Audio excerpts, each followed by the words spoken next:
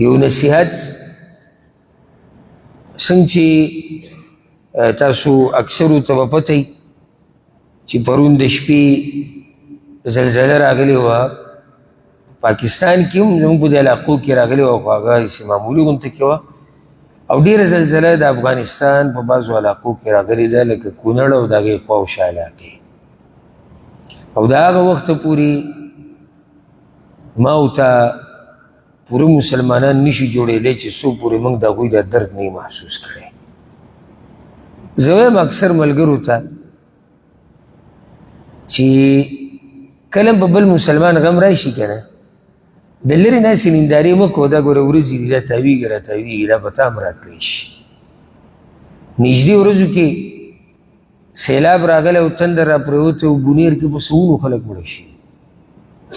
او ما په هغه ورځ ویلو چې دا ورځې ګوره تاویږي راتاویږي دا غمونه دا امتحانونه دا مصیبتونه هر ځای کې راتلی شي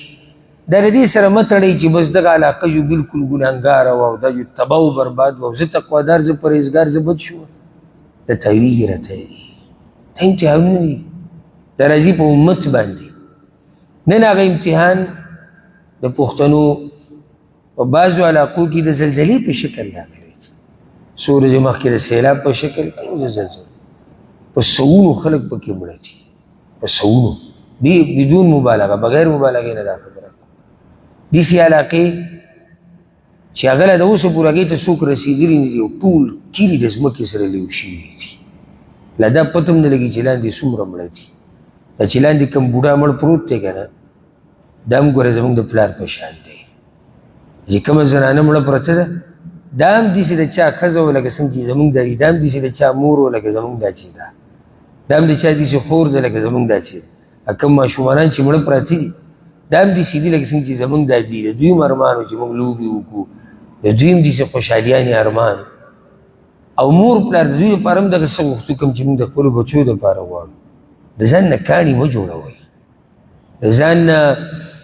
او مه داسې خوشحالېږه چې وخاندې چې زه خو ترې لرې یم زموږ هغه علاقه لږه جدا ده او لږه بدله ده او لږ زه تقوادار هم یم لږ دیندار هم یم نه دا کیسې پرېږده مسلمان د مسلمان دپاره داسې حیثیت دی لکه یو دیوال په خښته د پاسه خښته زموږ د غرونه خویندې په ډېرې لویه سخته کې دي ما سره داسې الفاظ نشي زه دا سخته بیان کړم ورب الکعبه که ما سره دا الفاظ نشي زه دا سخته بیان کړم دغې چې دا به په هر چا باندې راغلي کور کې ماشوم باندې صرف ته به راشي دی به کته به رکېږي د ځان نه به یې لیونی جوړ کړی ځکه به ماشوم سخته ده لکه نو سخته ده خو ښه به شي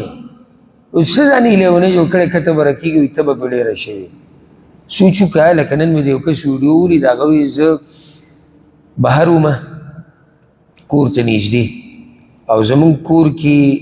12 که 14 کسان د کور یاد کړو بهر نه 9 کسان میلمانه راغلي ټول په یو ځای مړه دي د ده دا زړه اوس د کتو دی د ده دا زړه اوس د کتو دی چې په دې کې به څه د غم په دې ساعت کې په دې وخت کې موږ د خپلو وروڼو سره ولاړ یو او په حیثیت د مسلمان او د هغې نه بعد په حیثیت د یو پښتن دا زموږ ذمهواري ده چې موږ د هغوی سره ودرېږو دا ودرېده تش په خوله نه دي چې دا سړی نن سبا دا طریقه راوتې ده که چاته لاس نیولېږي یو د بل ځای نه څه شی کاپي کړی هغه ورته پیسټ کړي لکه یو ځای نه خبره راغستې بل ځای اکثر ورته دا پته هم نه چې څه یې لیکلي خو چې څه یې ور ولېږل او ما خو لاس نیوه کړې وه دغه شان که د مبارکۍ سره شي د بل ځای نه ټکي راغستې دلته یې راولي هغه اکثر خبره جنۍ ته او دلته دې اقه رواري سړي ته یې ولېږي دا یوازې د فیسبوکو خبرې نه دي نه ټیک ټاکو دي دا خبره د زړه ده اولنی کار ذمهواري زموږ دا دی چې موږ د هغوی دپاره دعاګانې وغواړو او دغه دعاګانې هم لازم نه دي چې ما ورته یې په میډیا باندې وښایو چې ته یې په دغه ورکړي چې لایکونه مایکونه ډېر راشي او چې او جي موږ هم ولاړو غم کې دویمه طریقه د هغې دا ده هغه ادارې او هغه طور طریقه چې هغه تا ته یقیني معلومه وي چې په هغې سره ستا مرسته هغوی ته رسي د هغوی سره ودرېږئ زما دې په الله قسم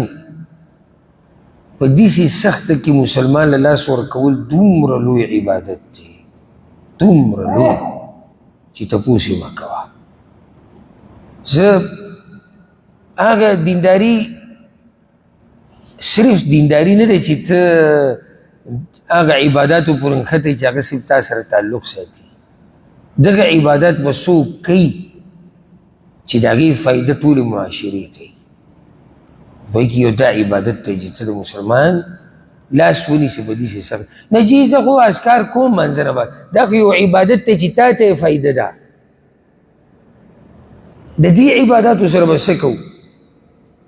د بیمار تپوس، خرچه کول، یتیم به سر لاس راښکوده، د کونډې تپوس کول، د غریب سره ودرېده، دا عبادات څه کوو؟ دا د دې شریعت نه وباسو. خفه کېږي به نه ګوره زمونږ کې د ډېرو دا طریقه ده، زمونږ د دغه عباداتو سره نه لګي د ډېرو. دا هم خوښ دی چې به ځان له لګیا یو، دا هم زه دا نه چې عبادات نه دي، خو شریعت کې دواړه راغلي دي. والله ادخلوا فی السلم کافه، اسلام کې ټول ننوځه. دا وخت دی څنګه چې موږ دا غږ کړی چې هغه غرونه زمونږ چې کوم بونیر کې دي، سوات کې دي، باجوړ کې دي، په نورو علاقو کې دي، او په هغوی سیلاب اوبه راغلي، هغوی سره ودرېدل لازم دي، فرض دي. دغه شان کوم غرونو باندې چې دا زلزله راغلې ده او تاوان یې شوی ده او نقصان یې شوی ده او مړي شوي، هغوی سره ودرېده لازم او فرض او واجب دي د وس مطابق. روپۍ وس ته چا کېږي؟ روپۍ که سوچ وکړي که دا پښتانه او دا بیا مسلمانان، خبره بیا مسلمانانو ته عامه شي او د روپۍ مرسته وشي، څومره شی ته جوړېږي. او که نورې سوستې نه رسي نو چې په دعا کې دوی هېر نه کړي. او دا راته بیا ووایم د ټولو مسلمانانو دپاره، وتلک الایام نداولها بین الناس، د ورځې تاویږي راتاویږي. دا په څه شي پورې مه تړئ، راته مخکې ورځو کې ما دا ویلي کله چې دغه سیلاب راغی چې دا قصې مه کوئ چې دا یو موږ دیندار او موږ ښه خلک وو ځکه دلته راغی. ما تاسو ته ویلو که نه؟ نن دا په دې غرونو باندې سخته راغلې ده په دغه علاقه کې، نو د هغوی سره حتی الوسع مرسته کول، د هغوی سره ودرېده، د هغوی حوصله اوچتول، هغوی له ډاډګیرنه ورکول دا زموږ ذمهواري ده. رب العالمین دې د هغوی په زړونو باندې د صبر پټۍ ولګي. الله دې د هغوی هغه مړي شهیدان وګرځوي، او الله دې د هغوی زخمیانو له روغ صحت ورکړي. الله دې د غزي خلکو له، د غزي حکومت له طاقت ورکړي چې دغه مړي راوباسي او دغه زخمیان هسپتالونو ته ورسي. او الله رب العزت دې موږ ټول مسلمانان د غمونو، مصیبتونو، امتحانونو نه وساتي. هذا والله أعلم، وصلى الله وسلم على نبينا محمد.